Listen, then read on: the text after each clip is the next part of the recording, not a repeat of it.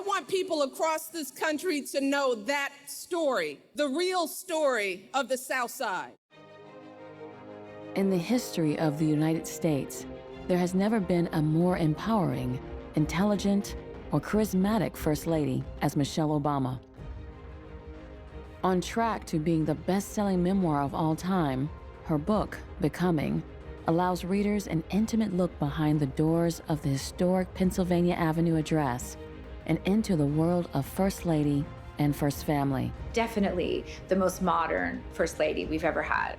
Success is not about the background you're from. It's about the confidence that you have and the effort you're willing to invest. Michelle Obama was able to balance the ambition of Hillary Clinton with some of the warmth and caringness in ways that really hadn't been seen before.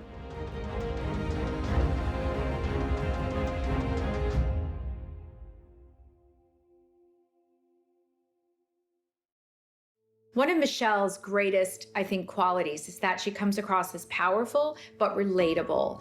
People who have met her, who have spent time with her, say that she is aspirational but at the same time very relatable. She puts people immediately at ease.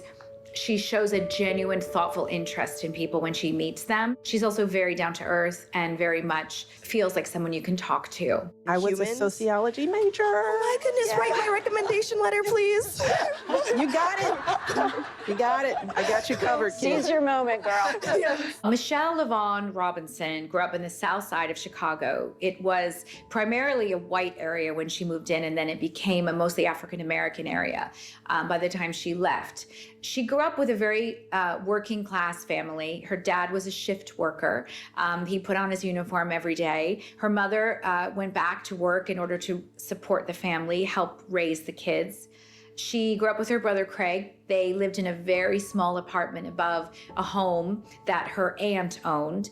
And basically the living room was cut up into like 3 living spaces. And she had a very small single bedroom with just a partition between her and her brother. In fact, it didn't actually go to the ceiling. So she and her brother, Craig, would like throw a sock over back and forth at night. And they'd be like, "You up, Craig?" "Yeah, I'm awake." It was a very simple, humble beginning. But Michelle says that it was fundamental to her growth and development. Her parents gave her the foundation and the determination to succeed. Michelle says that her mom always said she was a little extra. She remembers vividly, even now, I think she was in kindergarten and she got the answer wrong on a colors test. And it bothered her so much that she went back to the teacher the next day and asked for a do-over, which she got, and she aced it. From the very beginning, Michelle Obama wanted to achieve. She wanted to get 100%. She wanted to be the best. And growing up in the South Side of Chicago, she was not going to let her color, her socioeconomic position, anything hinder her from getting to the top. Well, how on earth did you ever raise kids like Michelle and Craig in a place like South Shore? And my mom looks at these folks like they're crazy. And she says, "Michelle and Craig are nothing special. There are millions of Craigs and Michelles out there." And I did the same thing that all those other parents did. She says, "I loved them, I believed in them, and I didn't take any nonsense from them." Their family was like Beaver Cleaver, that it was so wholesome, just they earned a little bit less money. But this really was an important foundation for her. And that she really loves family, loves being around family, and that family is really important to her. And that really shined through. Her warmth and her maternal energy was considered to be a huge asset. I didn't want to let my parents down. So I worked hard in school. I read everything I could get my hands on. I did my absolute very best on every single assignment. I did everything in my power to be a good student. I dreamed of one day going to one of the best universities in America. Michelle relates a very poignant story in the book about how when she was applying for colleges and wanted to go to Princeton, one of the guidance counselors at the school, even though Michelle had, top of her class, great grades, she'd been active in extracurricular things, she said to her, "I don't think you're Princeton material." And, Michelle, what she did was she ignored it. She went to the assistant principal and got a recommendation from them instead. Michelle says, I wasn't going to let one person's opinion of me dislodge everything about me that I knew was true. This is, to me, one of the most inspiring things about the entire book, Becoming, in that from the very beginning, Michelle has been telling other women not to let someone's opinion of you determine who you are, not just women, but everyone. And the fact is, Michelle herself faced people doubting her from such a young age, even in high school, but she didn't let it stop her from achieving her dreams. And I wasn't even sure my family could afford the tuition. I didn't have anyone to help me study for entrance exams. And the fact that I was a girl and that I was Black, well, that certainly didn't help things either. Michelle went on to Princeton, and everyone knows, of course, after that, she went to Harvard Law School, and she rose to the absolute top of her field. One of the other things that comes out in the book that's very compelling is that she hated being a lawyer. You know, she'd gone to Harvard Law. She was at the top of her game. She was at a law firm, very prestigious, and she was doing all these court documents day in, day out. And she said to her mom, I hate it. I hate being a lawyer. And her mom actually tried to talk her into staying as a lawyer because of how much money she was making. It was an incredible amount of money. And she said, you know, okay, make your money and then later do something you love. Because what an amazing opportunity. But for Michelle, she realized that she had to follow her passion, which was helping people. It wasn't producing court documents. And of course, we all know what happened. Fans of Michelle Obama, people who've met her at events, always say the same thing. She is, on the one hand, their ideal, and on the other hand, she feels just like them. Michelle's incredible ability to embody something aspirational but also relatable reminds me of Oprah Winfrey, actually, where you have someone you see as a role model but also is able to make you feel that they're unpretentious and not intimidating in any way. It's a great skill, and it's something that Michelle has used to great effect throughout her career.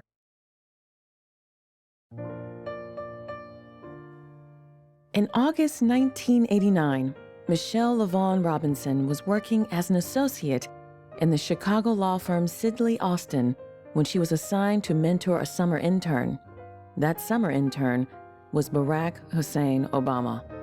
While Michelle was at Sidley Austin, in comes a summer intern, Barack Obama.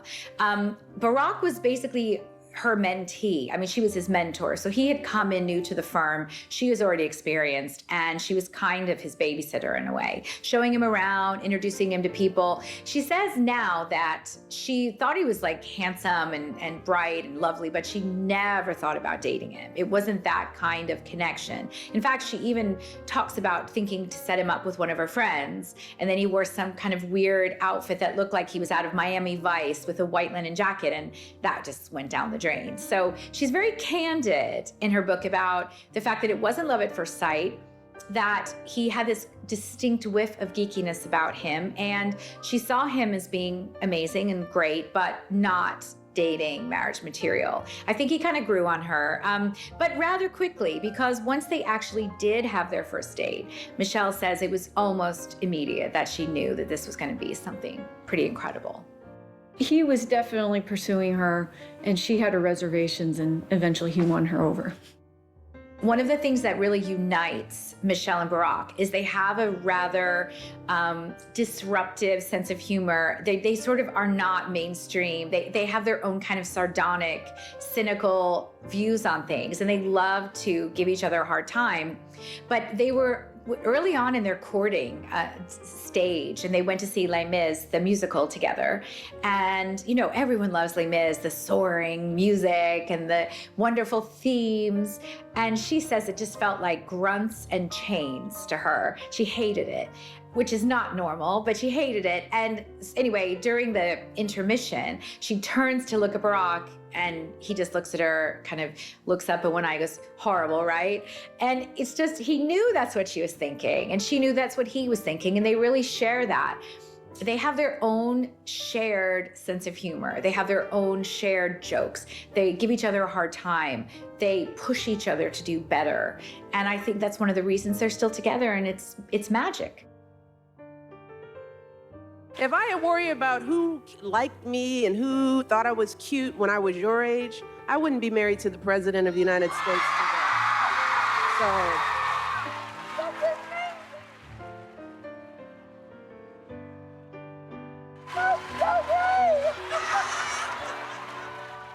Well, actually, even now, there's very famously a plaque outside the Baskin-Robbins in Chicago where Barack and Michelle had their first kiss. Barack wrote in his memoirs that I kissed her and it tasted like chocolate, and they'd had ice cream at Baskin-Robbins. So there's a plaque actually outside to this day.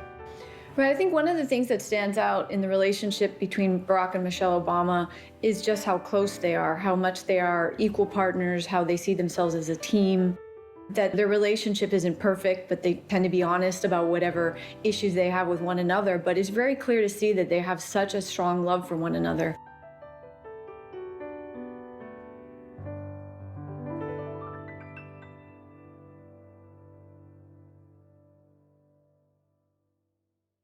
One of the biggest revelations in Michelle's book, Becoming, is her own painful struggle to have children. We find out that Michelle had a very painful miscarriage prior to having her daughters, and then was forced to rely on IVF for the successful conception of her two girls, Malia and Sasha.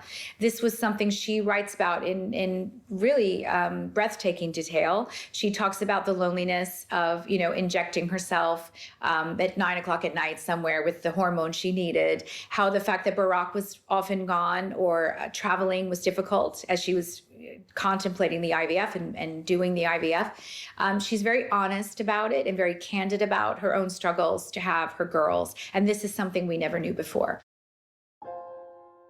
Michelle is very honest in her book, Becoming, about her and Barack's marital difficulties. She doesn't paint a perfect picture of their marriage. In fact, she actually said in an interview with Oprah Winfrey for Harper's Bazaar that, yes, I know people see us as #relationship goals, but it's not as picture perfect as it may seem. I think for Michelle, it was important to paint a more accurate, realistic picture of the fact that you have two very intelligent, very driven, very ambitious people who are trying to find a way to have a successful partnership and marriage. One of the things Michelle talks about is how her way of loving and her feeling of security was different than Barack's. Barack didn't grow up near his mother. He was raised by his grandparents, and yet he knew his mother loved him very much. For Michelle, she wanted him present. She wanted her husband around her. That's how she felt loved and secure. But for Barack, it didn't need to be that way. So I think Michelle's very honest and open about the fact that she and Barack had to find a way to love each other and also be true to themselves. And she openly talks about the fact that the pair underwent couples counseling shortly after the birth of their daughters. Michelle Obama will never run for political office. She has made that abundantly clear. People I know who actually know her have said there's less than 1% chance that that would ever happen. Although there have been opinion polls which show repeatedly that Michelle Obama would be a popular candidate, would have a lot of support. Certainly, if you look at the response her autobiography, Becoming, has had, you'll see that she's incredibly popular. However, Michelle Obama has said repeatedly that she despises the kind of nastiness in politics, which to a great degree in our current system seems to be necessary. She has no interest or desire to hold public office. In fact, her husband, Barack, even said very famously that he's sure of like 3 things in life: death, taxes, and Michelle Obama will never run for office. So we know that that is absolutely not one of her aspirations. In the lead up to the election campaign in 2008, it was just tremendous turmoil, discontent, because the economy had been doing so badly. There was one point in 2008 that 170,000 jobs were being lost in a month. Unemployment was almost at 8%, and there was real pessimism and concern about the U.S.'s future. I mean, there was a general consensus that the invasion of Iraq had not been going well, that the U.S. had overstretched itself. I think there was a general malaise and suspicion of politicians. We had been kind of mired in this murky war in Iraq, and it didn't even seem like we'd done that for the reasons that we were told. We've been lied to. And I think a lot of Americans were deeply angry and suspicious. So here comes this guy who seems kind of anti-establishment. Barack was a young senator. He didn't have a lot of political experience. Up until that time, he was the presidential candidate with the least amount of experience. And I think that people found his dynamic, young optimism. He seemed like a black JFK. We are all connected as a people. That all of us share something. That these children right here lined up waiting for the red hot chili peppers, that I've got an investment in them even though they're not my children. Just like you have an investment in the children in the south side of Chicago who are trying to figure out whether they've got a decent education. And people were longing for something like that. The kind of old, rich white men had really done us wrong. We were tired of feeling like we were part of some white elitist Yale University, guy that passes it down to his son. And it just felt very old school. The Obamas were a breath of fresh air, literally. And even people who were diehard Republicans, diametrically opposed to every single policy position, like my mother, loved them because she said, this is what we need. We need this kind of breath of fresh air. We need this kind of new energy to be brought into the White House. I think it was difficult for Michelle to come to terms with the fact that Barack wanted a political career. She's very civic-minded, but she hates politics. And so she really didn't want to get into any kind of career where there would be mudslinging and all the different things that come with it.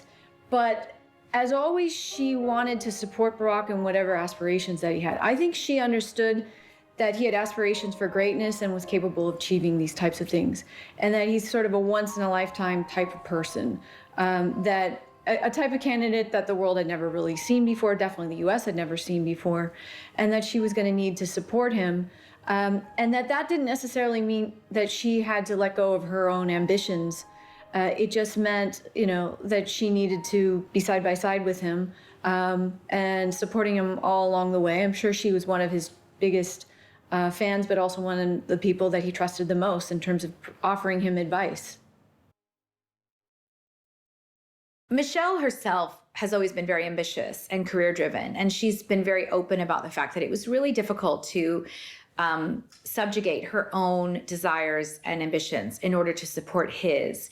There were many points during the early election campaigns and his run for Senate where she had to kind of suck it up and deal with the family stuff, deal with the IVF, deal with the girls and the girls' schedule. And he wasn't home. He was not present. He was out campaigning on the campaign trail, or he was in a meeting. He was in Washington. And she did. And she said it was not an easy decision and it was not an easy thing to do because she had her own dreams and ambitions and she had to sublimate those in order to support him. But she doesn't regret it and it was the right thing to do. And she found her own voice as First Lady. But I love the fact that she was so honest about the fact that she had her own degree, she had her own law degree. She was his boss. And now she had to kind of put that aside to some degree in order to help him achieve his dream. She tells a famous story in her book about they were lying in bed together one day and he was looking off into the distance. And she very famously said to him, a penny for your thoughts, and thinking perhaps he might be thinking about their relationship or their impending marriage. And instead he said, very truthfully, I'm thinking about income inequality. So he was a very serious-minded, smart guy. And Michelle knew he had great political aspirations, but she's very candid about the fact that she didn't actually think he would win or could win the presidency. She says, ultimately he was a black man in America and I didn't think he could win. She supported him, but she had reservations and doubts. She doubted whether it would be good for their family, whether it would be good for him and her and their marriage and all kinds of things. However, when it became clear to Michelle that her husband was really set on running, she decided to support him wholeheartedly. In fact, there was one stage where she did something like 38 campaign appearances in just a number of weeks. She was very much behind him in his drive for the White House, even if she had her own private doubts, both about whether it was something good for them and also about whether it was even possible for him to get elected. When she was originally campaigning with Barack in 2008, what's impossible to think of now is that she was thought of as a liability because of several things that she had said. She was being interviewed by reporters in early 2008, and she had mentioned, "This is the first time in my adult life that I am proud to be an American." And this really didn't play well. People didn't like the fact that she was emphasizing race too much. Then her dissertation was published when she was a student, which emphasized how difficult it would be to be an African American in a white university. That also didn't play over very well. And there were caricatures of her as this angry Black woman who was militant and was overly focusing on race. And they decided that they were going to basically give her a complete makeover, a complete image makeover, because they felt that she was coming across as too forceful. The world as it should be. So tonight, in honor of my father's memory and my daughter's future, out of the gratitude for those whose triumphs we mark this week and those whose everyday sacrifices have brought us to this moment, let us devote ourselves to finishing their work. Let us work together to fulfill their hopes, and let's stand together to elect Barack Obama, President of the United States of America. Thank you. God bless you, and God bless America.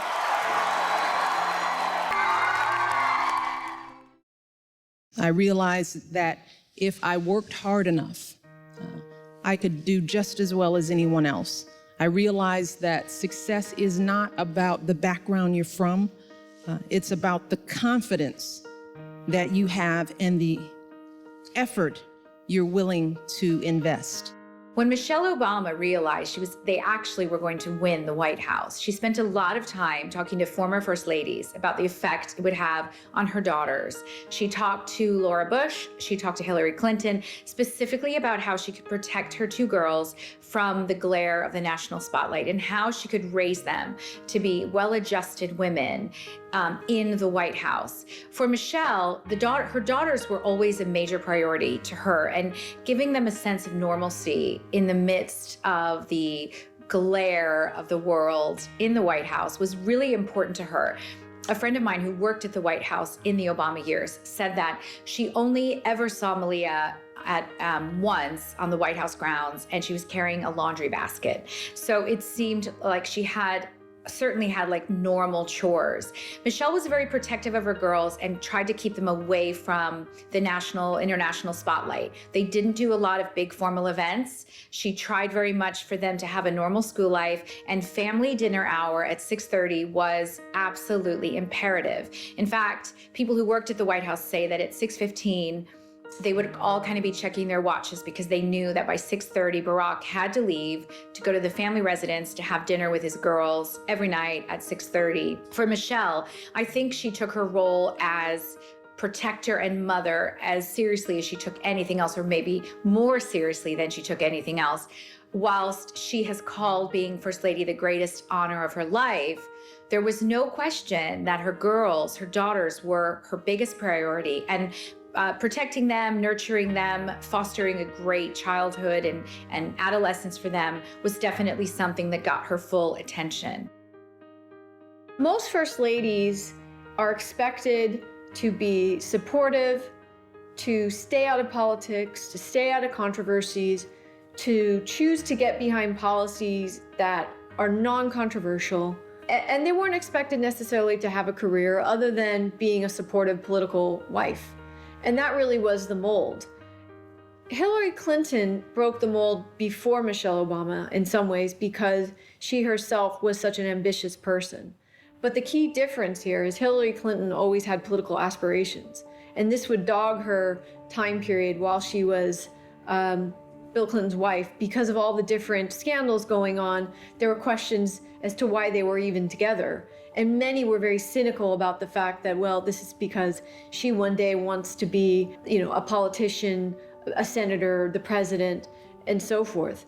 Michelle Obama was able to balance the ambition of Hillary Clinton with some of the warmth and caringness that previous first ladies were able to exude in ways that really hadn't been seen before. Michelle Obama's approach to being a first lady was different than, say, Hillary Clinton. She was not part of Obama's administration. She did not try to take the lead as a political leader, but she had her passions and her causes, and she was very vocal about those things. The theme, really, of Michelle's causes is really about inclusivity. She was looking for people and demographics that might have been marginalized and trying to give them a seat at the table. So we're talking about people of color, we're talking about girls, we're talking about gays and lesbians, transgender. She was looking to increase inclusivity, and that was definitely a theme of her passions and the causes that she really cared about. Our glorious diversity, our diversities of faiths and colors and creeds, that is not a threat to who we are. It makes us who we are. Now, Michelle Obama is 5'11". She's extremely tall, and she wore heels all the time. She was someone who is proud of her stature and in no way a shrinking violet by any circumstance. People who have met her have said that she's incredibly impressive for her strength and her height and her persona and her presence. But she also liked to sneak out of the White House, and she would do it frequently in disguise. Despite her height and her elegance in stature, she was very often able, in fact, to do just that. There's a wonderful story in Michelle's book about how she and her daughters wanted to celebrate the moment that same-sex marriage was legalized in the US. It was an historic moment for gay rights. And this was a subject and a topic that Michelle had been really passionate about from the beginning. You know, she said, we teach our children about equality and fairness, and she wanted so much for the US to acknowledge that gays and lesbians have the right to get married. She compared it to the civil rights movement and how this was a human fundamental right that they deserved. And she was so excited when it was finally made legal. The White House was actually dressed in all the lights, the colors of the rainbow flag.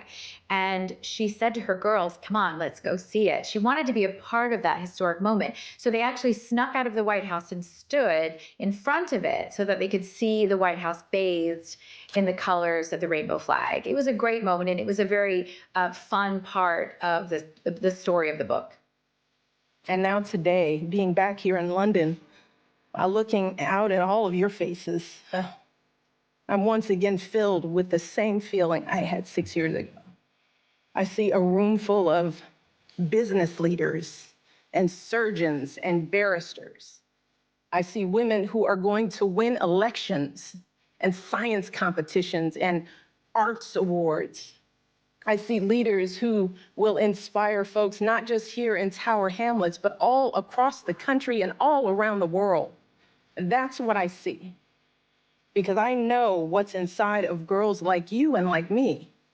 I know how hard we'll fight for our families, how deeply we care about our communities, how much of a difference we can make for those around us. If you look at her career as a first lady, she chose issues that were really apolitical. She wanted to improve the livelihoods of veterans and their families.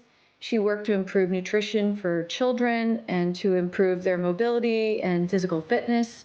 And she really cared, about families, and that's what she emphasized in the end. Something that really wasn't going to be controversial in any way, shouldn't have been controversial. At times, it was controversial just because the first family was on the receiving end of criticism from time to time. But in the end, she had very high popularity ratings, higher than Barack Obama's popularity ratings. And now, as people are looking back on her career as a first lady, she's one of the most well-loved first ladies in history, and one of the most admired people in the US just recently.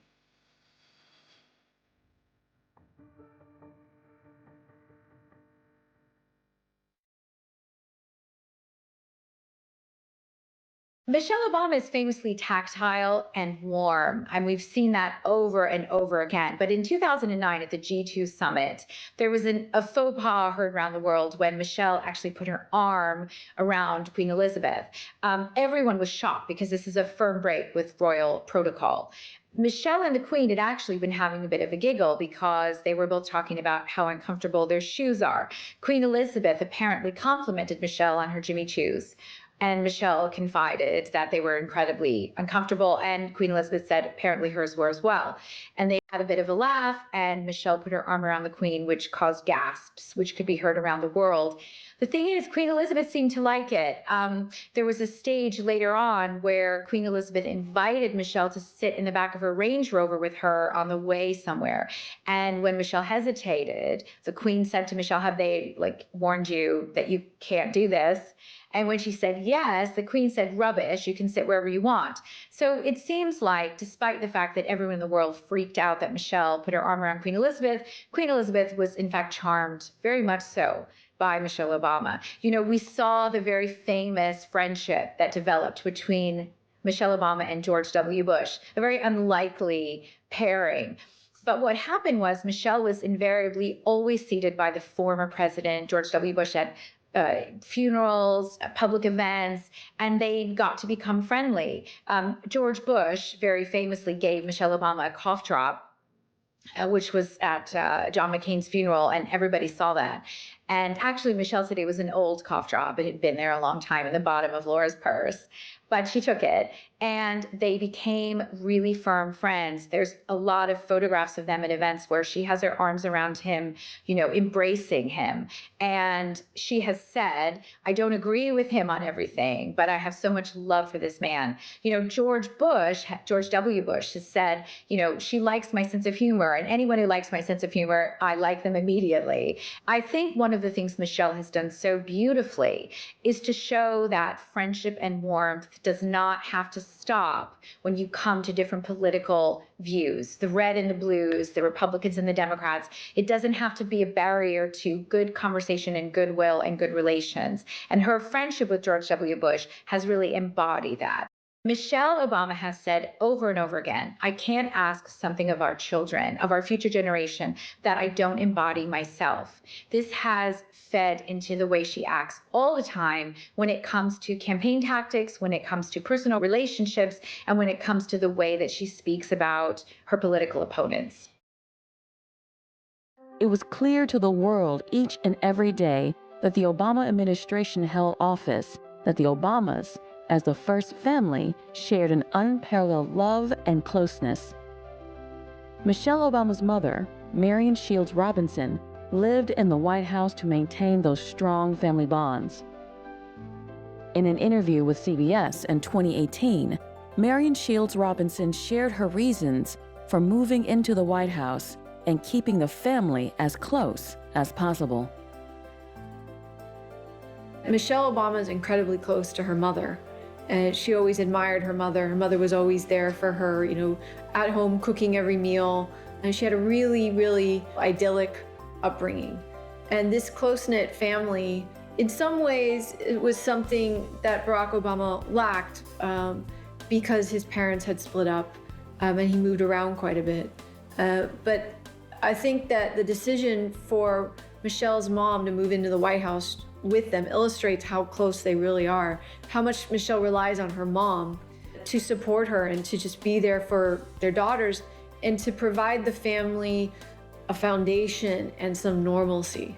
The media even nicknamed her the first grandmother. I think some families having your mother-in-law live with you wouldn't be ideal, but that, you know, you really don't understand how close this family is and how supportive, you know, she is to their daughters, but also to Barack and Michelle. And I've seen it again and again and again, that what our parents told us really is true. That if we get our education, we can do anything. We can lift up ourselves to heights we could never imagine. We can pay forward all of the love and support that our families have poured into us. And we can truly be builders of a new day. That is your work. One of the things Michelle did, which was unusual, was that shortly after she moved into the White House with her girls, she moved her mother in. Mary Ann Shields Robinson became the first grandmother of the White House. For Michelle, she knew she was going to be unavailable to her girls sometimes, whether she was accompanying Barack on a trip overseas or she had meetings. And she wanted someone she knew and trusted to help her raise her daughters. You know, as busy as she got, she never took her eye off the ball when it came to raising Malia and Sasha. And I think moving her mother in was something that families do, but it's not typically something that first families do. I think what a lot of people who know Michelle Obama say about her is she's hilarious. She has a great sense of humor, and she's really funny. One of the great dynamics between Michelle and her husband is there's a friendly competitiveness. They are famously competitive with each other. A friend of mine who was actually at the 2004 convention when Barack's keynote speech thrust him into the national spotlight. Just before he went on stage, Michelle gave him a big hug and said, "Don't screw it up, buddy." So Michelle has a very famously competitive, very kind of funny, competitive relationship with her husband. And in her book, Becoming, it's really remarkable how much shade she throws at her husband, where she talks about his whiff of geekiness on their date and other things that make him seem very human. I think for Barack and Michelle's children, Sasha and Malia, growing up in the White House probably wasn't easy. They had some advice from the previous first children, the Bush twins, Jenna and Barbara Bush. They actually took them under their wing and gave them a lot of helpful advice. But one of the things that made it easier for them was that they had such a strong family. They had their grandmother living with them. They had their mother ensuring that, you know, they're able to live as normally as possible. And something that is notable about those 8 years for them was that there was never anything negatively reported on them, ever. And it could be, you know, the media was, you know, exercising some caution there. But even since they have now, you know, become younger adults and are no longer living in the White House, they have earned a reputation for just being really solid, well-behaved girls that have been really raised well. And a lot of this has been attributed to the work that, you know, Michelle had done in the White House, but also Michelle and Barack as a family, just ensuring that they had some level of stability and normalcy, you know, in spite of the fact that they were living in very abnormal conditions. Earlier today, as you heard, Malia and Sasha and I visited the Long Room at Trinity College. As you know, I don't know if many of you have been there, it's like Hogwarts. As Sasha pointed out, it's a huge room with shelf after shelf full of books. Beautiful place, and I hope that all of you aspire to go there, if not study there, but just to go and experience what it's like to be surrounded by so much history and so much power. And the girls had the chance to explore those shelves and trace their iris and lineage, which was a very powerful thing to find out that these girls that were born on the south side of Chicago can trace their roots back here to Ireland, way back to the 1600s. That was very powerful for me as their mother, and hopefully it will be something that they cherish for the rest of their lives. One of the things Michelle is best known for is the fact that she's an incredible public speaker. And some say that she's even better, or let's say as good as her very famous husband. Michelle and Barack were actually quite competitive about their speeches. When Michelle was prepping to give her 2016 Democratic Convention speech, which is the very famous one where she says, "When they go low, we go high," Barack heard her in one of the rehearsals and ended up going back to his notes to work a bit harder to make sure he was as good or better than his wife. Michelle is a famously good public speaker. She has great presence, she has great authority, and at the same time, she manages to be interesting and relatable. It's one of her best skills. You know, it's hard to believe that it has been 8 years since I first came to this convention to talk with you about why I thought my husband should be president. Remember how I told you about his character and conviction, his decency and his grace, the traits that we've seen every day that he served our country in the White House. I also told you about our daughters, how they are the heart of our hearts, the center of our world, and during our time in the White House, we've had the joy of watching them grow from bubbly little girls into poised young women, a journey that started soon after we arrived in Washington, when they set off for their first day at their new school. I will never forget that winter morning as I watched our girls, just 7 and 10 years old, pile into those black SUVs with all those big men with guns. And I saw their little faces pressed up against the window, and the only thing I could think was, what have we done? See, because at that moment, I realized that our time in the White House would form the foundation for who they would become, and how well we managed this experience could truly make or break them. That is what Barack and I think about every day as we try to guide and protect our girls through the challenges of this unusual life in the spotlight. Barack and Michelle Obama had an excellent relationship throughout the presidency. I mean, any relationship is going to be tested when you're dealing with high levels of stress. And so it's not to say that their relationship didn't experience some bumps and some tense discussions along the way, and they've admitted that. But they see themselves as a team. They see themselves as much stronger together than apart, and they really respect each other. They see each other as equals. And I think during the entire presidency, they were able to weather a lot of storms, difficult storms that he faced, just being president and all the attacks he faced. They were able to weather this together, and their relationship is probably stronger as a result. But it's really one of the few political marriages that was just completely scandal-free. That was really about a deep love that they shared for one another. That wasn't really about a marriage of political convenience. And, both Republicans and Democrats alike would have to acknowledge that this was a very solid relationship. It was a model relationship, and one that a lot of other people could learn from.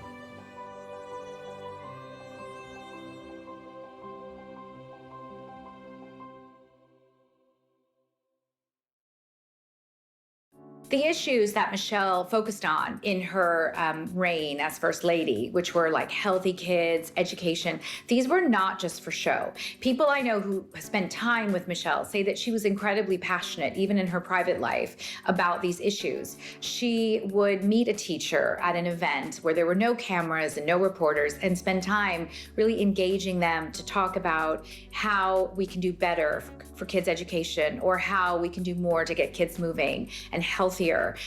Her drive to help fight childhood obesity was unprecedented. It was something that is obviously a very serious issue worldwide, and particularly in the US. And Michelle's Let's Move campaign was something that tackled it head on. She was very famously photographed at on many occasions, jump roping, skip roping, dancing, all kinds of things to help children be encouraged to get away from their tablets and screens and get out there and get moving. She also very famously planted a vegetable garden at the White House. In the past, they had so many beautiful flowers and landscape gardeners, but going back to Eleanor Roosevelt, this was the first time they'd had a First Lady plant vegetables. And she was very much behind this campaign to encourage healthy eating, to encourage eating locally sourced produce, organic when possible. And so she made kind of a big deal about that and actually insisted that they plant a vegetable garden that they could actually eat from on the White House property. We love good food too. That's why I always say there's nothing that the first family loves more than a good burger, right?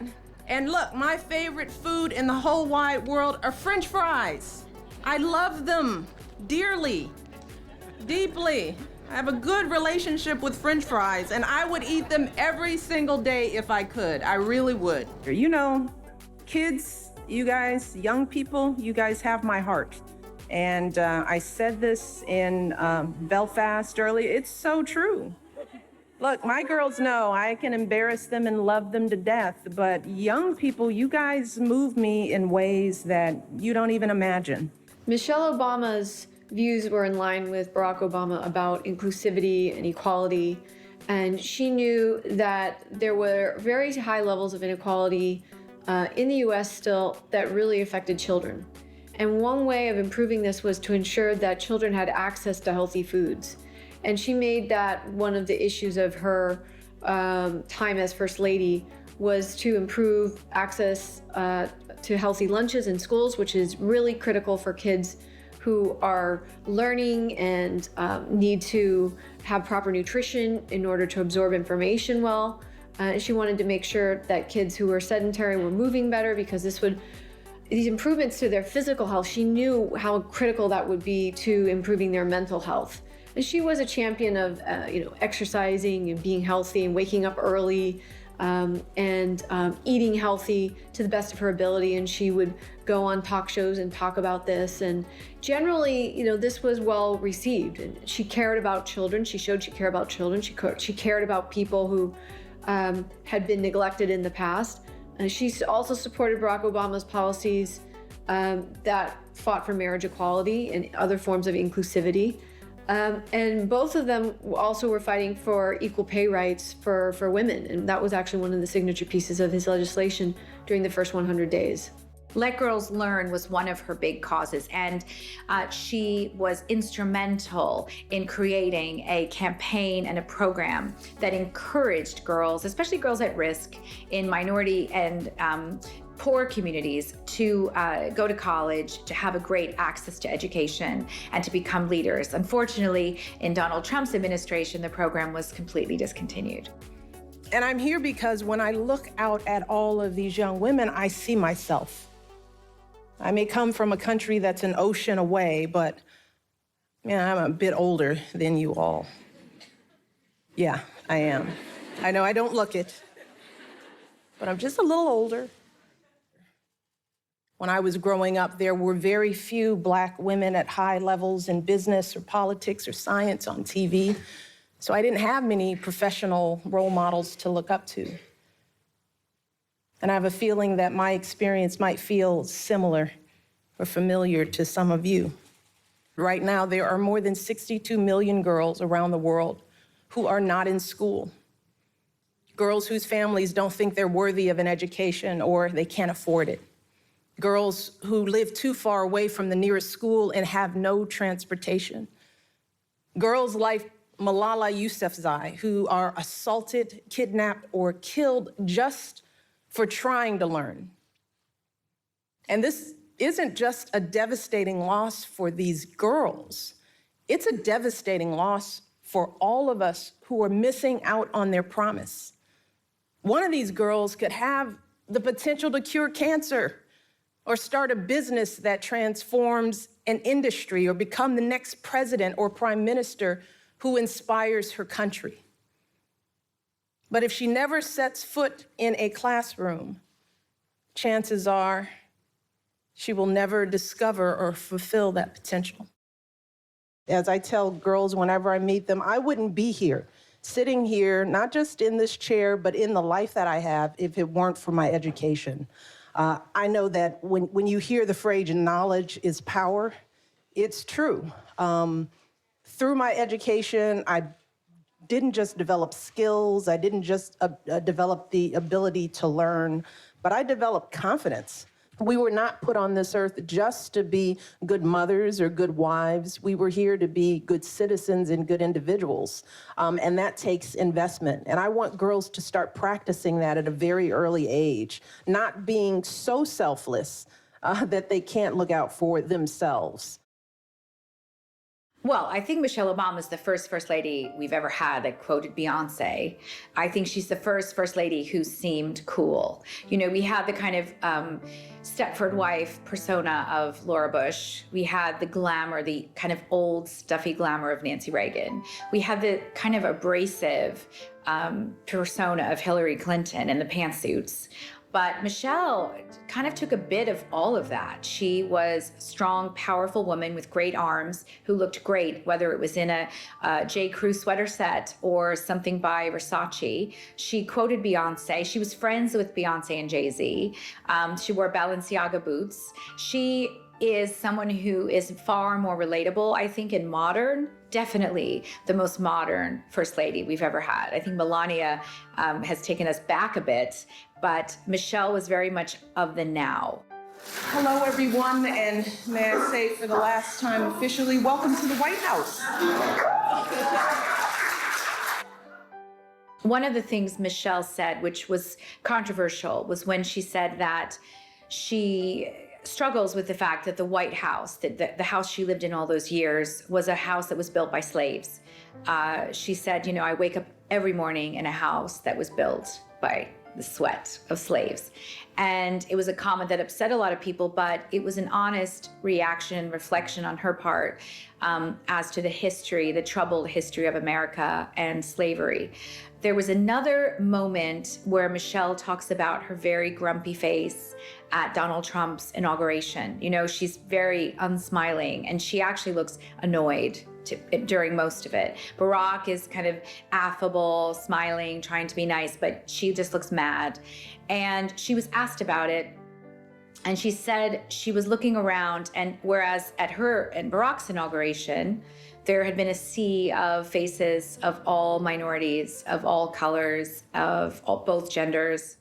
And here it was looking at Donald Trump's inauguration, very, very white and very of a certain age and very male driven. And she said it looked like other kind of corridors of power that she'd been in before, where there weren't very many people of color. And it made her really sad because she thought we were riding a new wave and that the world had changed. But when Donald Trump came in and the people who supported him showed up for the inauguration, she saw that it was not the world that she thought we were now in. There's tremendous nostalgia for the Obamas. I mean, look what the US is dealing with at the moment. It's just complete government disarray, investigations, disunity, polarization. It's very stressful for most Americans today in dealing with the current administration. And this is even though the US economy is actually doing fairly well. As a result, you know, a lot of Americans are really nostalgic about the Obamas. Those that were probably a little bit too critical of the Obamas, either on the left or on the right, at least recognize that it was a period of direction, calm, prudency, where the US could say that they were a world leader, that they held some moral high ground. And I think as we move on into this new era, a period of politics that is more polarized than ever, you're seeing the need for a type of chief executive who can comfort people, who can unite people, who's articulate, who's educated, who knows how to say the right things in the right moments, and doesn't try to divide us. I think the Obamas ultimately tried to please both sides. They tried to please the stalwart conservatives and also the modern liberal-minded Democrats. And I think they failed. I think what they proved is that it's not possible to please both sides. And now we're in an era where everyone's an extremist. You are really like a white supremacist or you're a socialist. There doesn't seem to be a lot of strength in the middle. And unfortunately, in these very divisive political times, the Obama approach just doesn't work. So don't be afraid. You hear me? Young people, don't be afraid. Be focused. Be determined. Be hopeful. Be empowered. Empower yourselves with a good education. Then get out there and use that education to build a country worthy of your boundless promise. Lead by example with hope. Never fear. One of my favorite details in the book, if not my favorite, is when Michelle talks about making herself cheese toast. It was After they'd left the White House, she was no longer the first lady, and Barack and Michelle and the girls moved to a house in suburbs of Washington, D.C. And she writes about the fact that it was one of the first times in a very long time that she'd actually been alone. She was alone in her kitchen. She said at the White House, she couldn't even open a kitchen cupboard because someone's always there saying, "What do you need? What can I get for you?" But here in her own kitchen, it was like her and her dog, she opened her cupboard and she made herself cheese on toast. She toasted it and she sat outside on her stoop. There were dogs barking in the distance. And she actually said to her dog, because the dog was shocked there were dogs barking in the distance, her dog had never heard other dogs. And she said, yeah, this is really it. This is our new reality. When Michelle talks about making herself cheese on toast and that moment where she sat backyard on the stoop, it's a moment of reflection on how her lives had changed, how all of their lives had changed and would never be the same. I want to close today by simply saying thank you. Thank you for everything you do for our kids and for our country. Being your first lady has been the greatest honor of my life, and I hope I've made you proud.